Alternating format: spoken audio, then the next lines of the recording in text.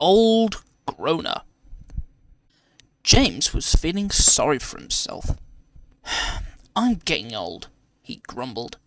I can't get about like I used to. It's all right for you younger ones, but my wheels are getting stiff. Edward, Gordon and Henry had all been on the Fat Controller's railway longer than James, but they didn't say so. At last, Henry tired of James's complaints. Poor old Groaner, he said. It's no use you just sitting there moaning. Why don't you tell the Fat Controller that you're past it? But James didn't like that idea. Not all old engines, so he had heard, were preserved. Some, they said, were sold for scrap. James shuddered. He decided not to take a chance on it. The night goods left the big station at midnight.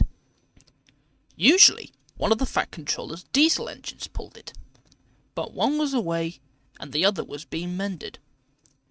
James had to take it instead, and he grumbled like anything. All this extra shunting, he snorted indignantly. 2 days later, an inspector came to the shed. People who live near the yards are complaining, he said.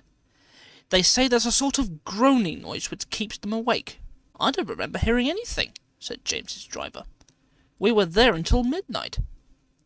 That's right, agreed the inspector. That's when they say it stopped. It's probably only James moaning and groaning about extra shunting, suggested Henry. Oh, shut up, retorted James. If you had to shunt at night, you'd moan and groan louder than anybody. That night, James's driver and fireman listened carefully.